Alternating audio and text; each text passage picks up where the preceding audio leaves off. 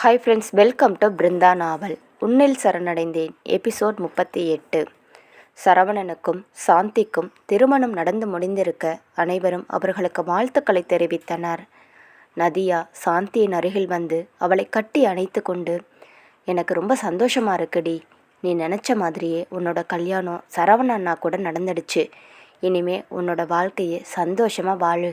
உங்கள் 2 பேருக்கும் என்னுடைய வாழ்த்துக்கள் என்று கூற, தேங்க்ஸ் டி என்றவள் அவளை அணைத்து கொண்டாள். சுரேஷ் சரவணனை கட்டிக்கொண்டு வாழ்த்துக்களை தெரிவித்தான். பின்னர் இருவரும் அனைவரிடமும் கூறிவிட்டு தன் வீட்டிற்கு சென்றனர். திருமணத்திற்கு வந்திருந்த அனைவரும் சென்றிருக்க அங்கே சுந்தரேசன் குடும்பத்தில் உள்ளவர்கள் மட்டும் இருந்தனர்.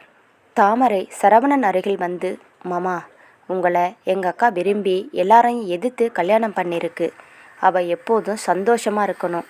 எங்கள் அக்கா கண்ணிலிருந்து ஒரு சொட்டு கண்ணீர் கூட வரக்கூடாது. அப்படி மீறி வந்தது உன் மண்டையிலிருந்து ரத்தம் வந்துடும், புரிஞ்சுதா என்று அழுத்தமாக கூற, அதை கேட்ட சரவணன், உங்கள் அக்கா என்ன கண் கலங்காமல் பார்த்துக்கிட்டா சரிதான் என்றான். சாந்தியோ அவனை பார்த்து முறைத்து கொண்டிருந்தாள். ஐயோ, இவ என்ன இப்படி முறைக்கிறா? இவ என்னெல்லாம் பண்ண போகிறாளோ என்று யோசித்தவன் அவளை சிறு புன்னகையுடன் பார்த்தான். சுந்தரேசன், எல்லாரும் வாங்க, மணமக்களை அவங்க வீட்டில் கொண்டு போய் விடலாம் என்று கூறி அனைவரும் சரவணனின் தோட்டத்து வீட்டிற்கு சென்றனர். அங்கே மணமக்களுக்கு சீதாவும் சுந்தரியும் ஆரத்தி எடுத்து உள்ளே வரவேற்றனர். சரவணன் வீட்டின் உள்ளே செல்ல அங்கிருந்த பொருட்களை பார்த்து அதிர்ச்சியாக, என்னடா இதெல்லாம் என்று ராகவனை பார்த்து கேட்க, டேய், இதெல்லாம் எனக்கு தெரியாது, எல்லாம் அம்மா வாங்கி வைக்க சொன்னாங்க என்றான். அம்மா, எதுக்கு இதெல்லாம் என்று கேட்க, ஒரு அம்மா தான் புள்ள கொடுத்தன நடத்துறதுக்கு பொருள் எல்லாம் வாங்கி கொடுக்கக்கூடாதா?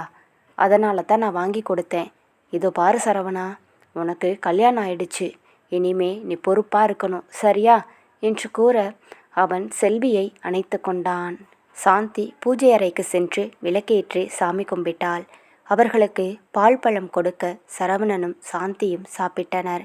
செல்வி சாந்தியிடம், ஏண்டி வாயாடி, என் பிள்ளைய பத்திரமா பார்த்துக்கோ. அவன் வெகுளித்தனமாக தான் பேசுவான், ஆனால் மனசில் எதையும் வச்சுக்க மாட்டான். அவனை பத்திரமா பார்த்துக்க வேண்டிய பொறுப்பு உன்னோடது, புரியுதா என்று கூற அவளும் அமைதியாக தலையாட்டினாள். பேராண்டி, உன்னை தாத்தா கூப்பிடுறாரு, வா என்று பரமேஸ்வரி கூற சரவணன் சுந்தரேசன் அருகில் வந்து நின்றான். என்ன தாத்தா, கூப்பிட்டீங்களா என்று கேட்க, டேய், முன்ன மாதிரி ஊரை சுற்றிக்கிட்டு அலையாத. இப்போது உனக்கு கல்யாணம் ஆயிடுச்சு. உன்னை நம்பி ஒரு பொண்ணு வந்திருக்கா. அவளை பத்திரமா பார்த்துக்க வேண்டியது உன்னோட வேலை, புரியுதா என்று கூற ராகவன் ஒரு பத்திரத்தை அவர் கையில் கொடுத்தான். அந்த பத்திரத்தில் அங்கு இருக்கும் தோட்டமும் அந்த வீடும் சரவணன் பெயரில் மாற்றப்பட்டிருக்க அதை சுந்தரேசன் சரவணன் கையில் கொடுத்தார். அதை வாங்கி படித்தவன் ஒரு நிமிடம் அதிர்ந்தே போனான். ஐயோ தாத்தா, எனக்கு எதெல்லாம் வேண்டாம் என்று கூற அவன் அருகில் சென்று அவன் தோளில் கையை வைத்து, இதோ பாருடா, உழைக்கிறவங்களுக்கு இந்த நிலம் பொக்கிஷம். நீ சின்ன வயசுல இருந்து இந்த நிலத்தில் உழைச்சவன், அதனால தான் இந்த நிலம் உன்கிட்ட வந்திருக்கு. இதை நீ பொண்ணா மாற்றிக்கிட்டே இருக்கணும், புரியுதா என்று கூற அதை கேட்டவன் கண்கள் கலங்க அவரை கட்டி அணைத்து கொண்டான். தாத்தா, நான் இந்த ஊருக்கு வரும்போது எனக்கு என் பாட்டி மட்டும்தான் இருந்தாங்க. ஆனால் அதுக்கப்புறம் அவங்களும் இறந்துட்டாங்க. பாட்டி இறந்ததுக்கப்புறம் நீங்கள் தான் என்னை வளர்த்தீங்க. நீங்கள் மட்டும் இல்லைன்னா இன்றைக்கி நான் இருந்திருப்பேனாங்கிறதே சந்தேகம்தான். எனக்கு இதெல்லாம் வேணா தாத்தா, நான் இந்த தோட்டத்திலேயே கூலி வேலை செஞ்சுக்கிறேன் என்று கூறி கண்கள் கலங்க அவனின் கண்களை துடைத்து விட்டவர், ஏண்டா, என் பேராண்டிக்கு இந்த தாத்தா செஞ்சா ஏற்றுக்க மாட்டியா என்று கேட்க அதற்கு மேல் அவனால் ஏதும் பேச முடியாமல் அதை வாங்கி கொண்டான். சரிடா, தோட்டத்தில் நிறைய வேலை இருக்குது, நீ இந்த பொருளை எல்லாம் அடுக்கி வச்சுக்கோ என்று ராகவன் கூற, சரிடா என்று சரவணன் கூறிக்கொண்டிருக்க அங்கிருந்த அனைவரும் சரவணனிடமும் சாந்தியிடமும் கூறிவிட்டு வீட்டிற்கு சென்றனர். அனைவரும் சென்றுவிட வீட்டில் சரவணனும் சாந்தியும் மட்டுமே இருந்தனர். இந்த தனிமைக்காக காத்திருந்தவன் அவள் கையை பிடிக்க சட்டென்று அவனின் கையை உதறிவிட்டு சமையலறைக்குள் சென்று அனைத்து பொருட்களையும் எடுத்து வைத்து கொண்டிருந்தாள். அவளை பின்தொடர்ந்து சென்றவன் அவளை பின்னிருந்து அணைக்க அவள் மேலும் கோபமாகி அவனின் கையை எடுத்துவிட்டு அவனை பார்த்து தன் கண்களை உருட்டியவாறு முறைத்தாள். இவ்வளவு கோபமா இருக்காளே, இவளை எப்படி சமாதானப்படுத்துவது என்று யோசித்து கொண்டே நின்று கொண்டிருக்க அப்பொழுது சாந்தியின் தங்கை தாமரை வந்தாள். தாமரையை பார்த்த சாந்தி, வா தாமரை, கல்யாணம் முடிஞ்சதுக்கப்புறம் உன் ஆளையே காணோம் என்று கேட்க, அக்கா, அப்பாவுக்கு பயந்து தான் நாங்கள் வீட்டுக்கு போயிட்டோம் என்று கூற, அப்பா ரொம்ப கோவமாக இருக்காரா என்று அவள் கேட்க, அதெல்லாம் கொஞ்சம் நல்லா சரியாயிடும்க்கா, நீ எதையும் மனசில் போட்டு குழப்பிட்டு இருக்காத என்றாள். சரிடி, அம்மா எப்படி இருக்காங்க என்று கேட்க, அம்மாவுக்கு நீ சரவணனை கல்யாணம் பண்ணிக்கிட்டதில் ரொம்ப சந்தோஷங்க்கா. அம்மாவுக்கு உன்னை பார்க்கணுன்னு ரொம்ப ஆசை. ஆனால் அப்பாவுக்கு பயந்து தான் வீட்டிலையே இருக்காங்க. கூடிய சீக்கிரத்தில் அப்பா மனசு மாறும். அக்கா, அவங்க 2 பேரும் உன்னையும் மாமாவையும் கூடிய சீக்கிரத்தில் ஏற்றுப்பாங்க என்று கூறி அவளை சமாதானம் செய்தாள். சாந்தி தாமரைக்கு சாப்பாடு கொடுத்தாள். இருவரும் சாப்பிட்டு முடிக்க, அக்கா, இன்னும் கொஞ்சம் பொருள் எடுக்க வேண்டியது இருக்கு, நானும் உனக்கு உதவி செய்கிறேன் என்று கூறி இருவரும் சேர்ந்து அனைத்து பொருட்களையும் அடுக்கி கொண்டிருந்தனர். டிவி, கட்டில், பீரோ என வீட்டுக்கு தேவையான அனைத்து பொருட்களையும் செல்வி வாங்கி கொடுத்திருக்க, அவர்கள் வீடு முழுவதும் அந்த பொருட்கள் நிறைந்திருந்தது. எல்லாவற்றையும் அடுக்கி முடித்த தாமரை, இப்பதான் இந்த வீடு வீடு மாதிரியே இருக்கு என்று கூற, அங்கே போடப்பட்டிருந்த மர சோஃபாவில் அமர்ந்தவர்கள் அடுக்கி வைத்த பொருளை முழுவதும் ஒரு முறை சுற்றி பார்த்திருந்தனர். தன் அறைக்கு வந்த சீதா உடை கூட மாற்றாது அப்படியே கட்டிலில் படுக்க, அவள் அருகில் வந்த ராகவன், என்னாச்சு பட்டு என்று கேட்க, ரொம்ப தூக்கம் வருது மாமா என்று கூறியவளின் அருகில் வந்து படுத்த ராகவன் அவளை அள்ளி தன் மார்பின் மீது போட்டுக்கொண்டு கட்டி அணைத்தபடி உறங்கினான். மாலை நேரம் வந்தது. தாமரை சரவணனிடம், மாமா, அக்கா நீ வேணும்னு உன்னை நம்பி வந்திருக்கா, அவளை பத்திரமா பார்த்துக்க வேண்டியது உன்னோட பொறுப்பு. அவளுக்கு மட்டும் ஏதாவது ஆச்சு, நான் உன்னை உசுரோடைய விடமாட்டேன், புரியுதா என்று தன் கண்களை உருட்டியவாறு கூற, என் பொண்டாட்டியை கூட நான் சமாளிச்சிடுவேன் போல, ஆனால் இவளை என்னால் சமாளிக்க முடியலை. நல்லா இவகிட்ட வசமாக வந்து மாட்டிக்கிட்டேன். இன்னும் என்னெல்லாம் பண்ண காத்திருக்காளோ என்று தன் மனதிற்குள் நினைத்து கொண்டவன், உங்கள் அக்காவை ஒரு வேலை செய்ய விட மாட்டேன், போதுமா என்று கூற, சரிக்கா, நான் கிளம்புறேன், நேரம் ஆயிடுச்சு, அப்பாவுக்கு தெரிஞ்சா அவ்வளவுதான் என்று கூறியவள் தன் வீட்டிற்கு கிளம்பினாள். வீட்டில் சரவணன், சாந்தி மட்டும் தனியாக இருந்தனர். வீட்டின் வாசலின் பின்புறம் இருந்த பச்சை பசேலின்றி இருக்கக்கூடிய தோட்டத்தை பார்த்து கொண்டிருந்தாள் சாந்தி. சரவணன் சாந்தியிடம் நிறைய பேச வேண்டும் என்று நினைத்து அவளின் கையை பற்றி இழுக்க, அவள் மீண்டும் கையை தட்டிவிட்டாள். என்னடி, காலையிலிருந்து நான் உன்னை பார்த்துக்கிட்டே இருக்கேன், என் மூஞ்ச கூட பார்க்க மாட்டேங்கிற, என்ன தாண்டி உனக்கு பிரச்சனை என்று கேட்டுக்கொண்டே அவள் கையை பிடிக்க, அதில் அவனை பார்த்து முறைத்தவள், முதல்ல கையை எடு என்றாள். என்னடியாச்சு என்று அவன் மீண்டும் கேட்க, முதல்ல நீ கையை எடுடா என்று கோபமாக கூற, அவளிடமிருந்து கையை எடுத்தவன், என்ன பிரச்சனை புள்ள என்று அமைதியாக கேட்டான். என்ன பிரச்சனையா? என்ன வேற ஒருத்தனை கல்யாணம் பண்ணிக்க சொன்ன, இப்போ எதுக்கு என்கிட்ட வந்து பேசுகிற என்று கேட்க, அதை கேட்டவன், என்னோட சூழ்நிலை என்னன்னு உனக்கு நல்லா தெரியும், அந்த நேரத்தில் நான் வேற என்ன முடிவெடுக்க முடியும், இப்போதான் எல்லா பிரச்சனையும் சரியாயிடுச்சுல்ல, இப்போ எதுக்கு நடந்து முடிஞ்சதை பற்றி பேசிக்கிட்டு இருக்க என்று கூற, கண் கலங்கியவள், உனக்கு எல்லாமே சரியாயிடுச்சு, ஆனால் எனக்கு எதுவுமே சரியாகலை, உன் மேலே எவ்வளவு நம்பிக்கை வச்சிருந்த தெரியுமா, ஆனால் நீ என்ன பண்ணுன, நீ வேற ஒரு பொண்ணை கல்யாணம் பண்ணிக்க போயிட்ட, கடைசி நேரத்தில் ராகவ அண்ணா தான் வந்து என்கிட்ட பேசி, பொண்ணெல்லாம் சரவணனுக்கு பார்க்கல, நீ தான் பொண்ணு, தாத்தாவை யோசித்து அவன் கல்யாணம் பண்ணிக்க மாட்டேன்னு சொல்கிறான், அவன் வாழ்க்கையவே எங்கள் குடும்பத்துக்காக விட்டு கொடுக்க நினச்சான், அவனுக்கு ஒரு சர்ப்ரைஸ் கொடுக்க தான் இந்த கல்யாண ஏற்பாடே அப்படின்னு சொல்லி என்னை கோவிலுக்கு வர சொன்னார், நான் வராமல் இருந்திருந்தா எங்கள் அப்பா இன்னொருத்தருக்கு என்னை கல்யாணம் பண்ணி கொடுத்துருப்பாரு, உன்னை மறந்துட்டு என்னால் இன்னொருத்தர் கூட வாழ முடியாது என்று கண்கள் கலங்கி கூற, அப்போதுதான் அவனுக்கு தான் செய்த தவறு புரிந்தது. சாந்தி, என்னை மன்னிச்சிடு என்று கூறி அவளை அணைத்தான். அவள் அவனை அணைக்காது அமைதியாக நிற்க, அவளிடமிருந்து விலகியவன், ஏண்டி இப்படி பண்ணுற, எவ்வளவு பிரச்சனையை தாண்டி நம்ம கல்யாணம் நடந்திருக்கு, இப்போ ஏண்டி என்னை கொல்ற என்று கூற, நீ என்னை கொல்லலடா, எப்படி பேசி பேசி என்னை காயப்படுத்தின, நான் உன் பின்னாடி வந்திருக்கும் போதெல்லாம் எப்படியெல்லாம் என்னை திட்டிவிட்ட என்று அவனை பார்த்து கூற, அதற்கு என்னடி இப்போ பழி வாங்குறியா என்று கேட்டான். அப்படித்தான்னு வச்சுக்கோயே, இத்தோட கடைசி, மவனே என்கிட்ட வந்தேன்னு வச்சுக்கோயே, அவ்வளவுதான் உனக்கு என்று கூற, என் பட்டு, என் செல்ல பொண்டாட்டி இல்லை, ஏண்டி இந்த மாதிரி எல்லாம் பேசுகிற இதெல்லாம் ரொம்ப அநியாயண்டி. கல்யாணம் பண்ணி தேவதை மாதிரி இருக்கிற ஒரு அழகான பொண்டாட்டியை விட்டுட்டு எப்படி தள்ளி இருக்க முடியும்? கொஞ்சம் மனசாட்சியோட பேசடி என்று அவளின் இடையில் கைகளை இட்டு அணைத்தவாறு பேச, அவன் பேச்சுக்கு எல்லாம் அசைவதாக தெரியவில்லை. அமைதியாக இருந்தாள். அவளை பார்த்தவன் பெருமூச்சு ஒன்றை எடுத்துவிட்டு, சரிடி, நான் உன்கிட்ட இனிமே வரமாட்டேன். உன் கோபம் போற வரைக்கும் உனக்காக நான் காத்திருப்பேன், போதுமா என்று கூறியவன் அவனை விட்டு விலகி நேராக அறைக்குள் சென்று தலையணை பாய் எடுத்து வந்தவன் வராண்டாவில் போட்டு அமைதியாக படுத்தான். அவனின் செயலை பார்த்தவள், சாப்பிடலையா என்று கேட்க, எனக்கு ஒன்றும் வேண்டாம் போடி என்று கூறியவன் தன் கண்களை மூடி படுத்துக்கொள்ள, உனக்கு வேண்டாம்னா போ என்று கூறியவள் நேராக சமையலறைக்கு சென்று சாதம் போட்டு சாப்பிட்டு கொண்டிருந்தாள். கண்களை மூடி படுத்து கொண்டிருந்தவன் மூக்கிற்கு கறி குழம்பு வாசனை வர, ஐயோ, கறி குழம்பு வச்சிருக்கா போலையே, நான் வேற இது தெரியாமல் வேண்டாம்னு சொல்லிட்டேன்.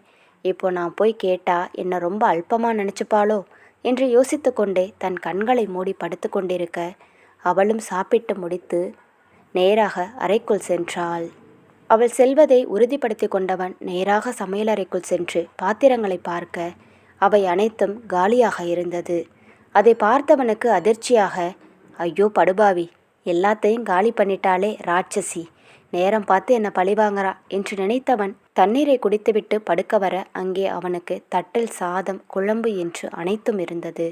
அதை பார்த்தவன் கண்கள் பளபளக்க, யார் இங்கு எடுத்துட்டு வந்து வச்சிருப்பா என்று கூறியவன் சென்று வேகமாக சாப்பிட்டு கொண்டிருக்க, திடீரென்று அவனுக்கு சாப்பாடு தொண்டையில் அடைத்து விக்கல் வந்தது.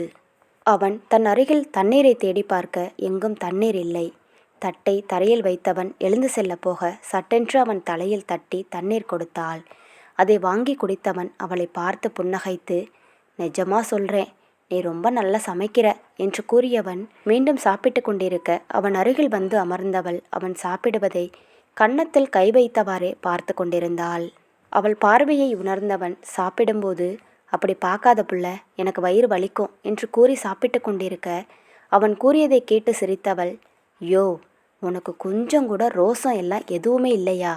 என்னடா நம்மளை ஒருத்தி இந்த திட்டு திட்டுறாளே, அவ கையால் சாப்பிட்றோமே, எல்லாம் யோசிக்கவே மாட்டியா என்று கூற, அதை கேட்டவன், நான் ஏண்டி அதுக்கெல்லாம் வெக்கப்படணும்? என் பொண்டாட்டிக்கிட்ட நான் சூடு சொரண ரோசம் எதுவும் நான் பார்க்க மாட்டேன்டி.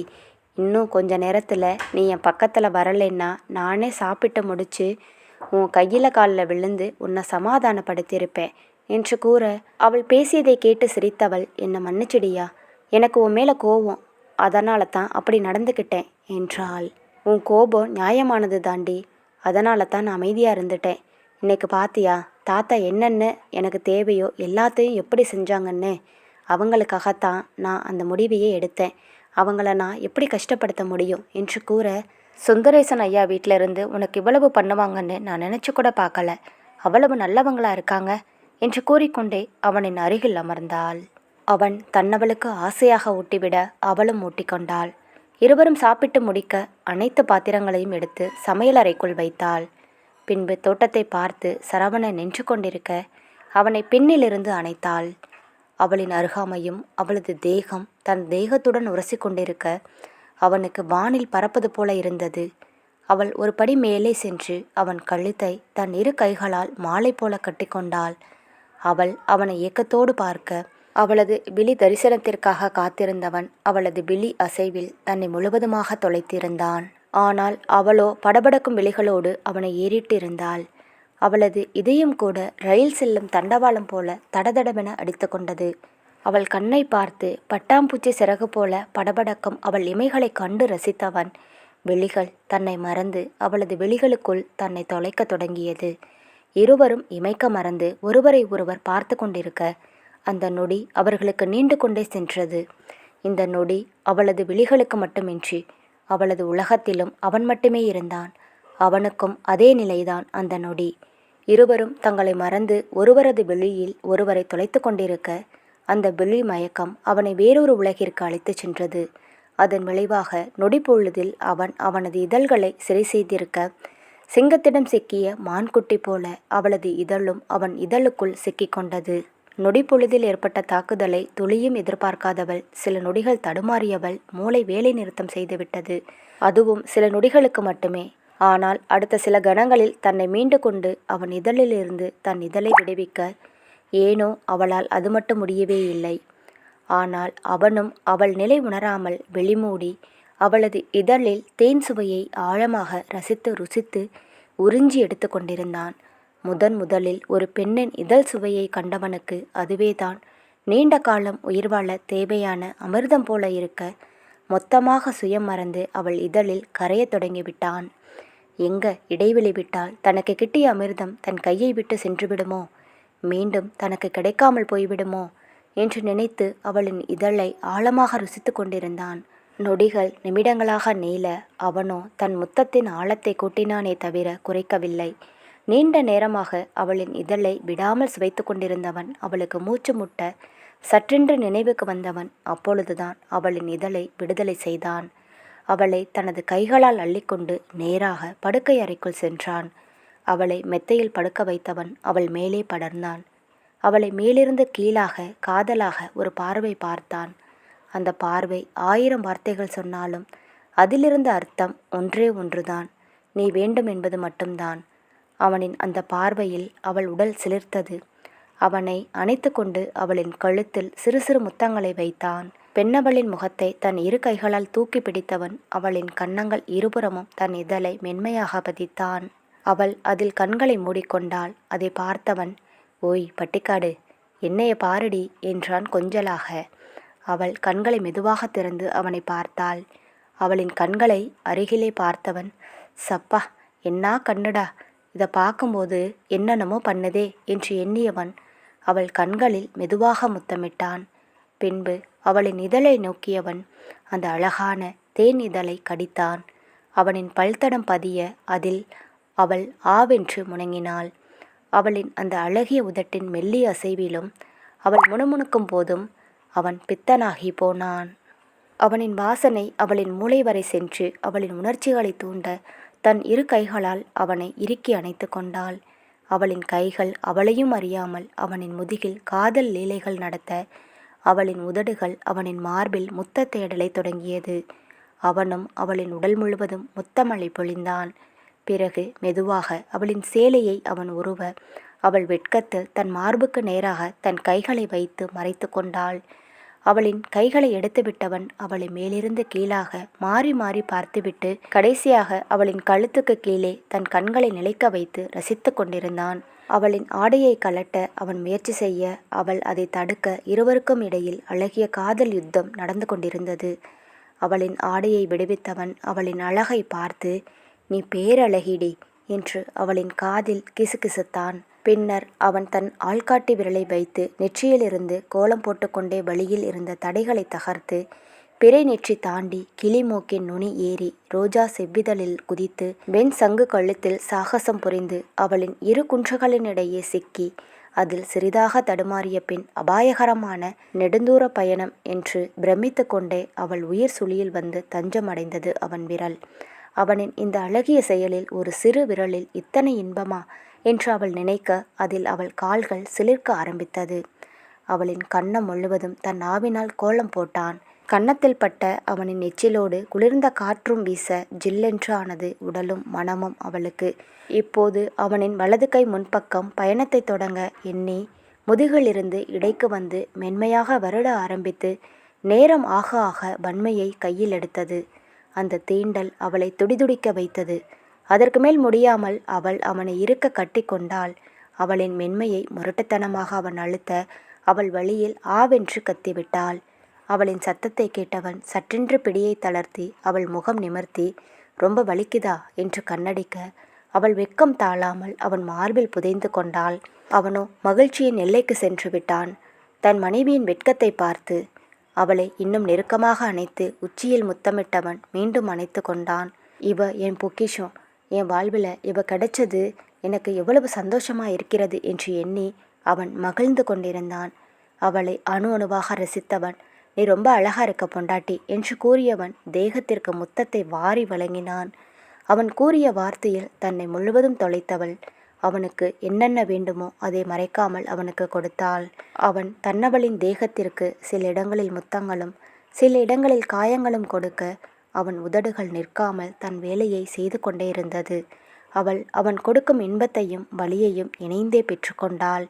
அவளின் உடல் முழுவதும் தன் கைகளையும் உதடுகளையும் மாறி மாறி பதித்தவன் இதற்கு மேலும் தன்னை கட்டுப்படுத்தி கொள்ள முடியாத நிலையில் அவளின் கண்களை பார்த்தவாறு தன்னை முழுமையாக அவளுக்குள் புதைத்தான்.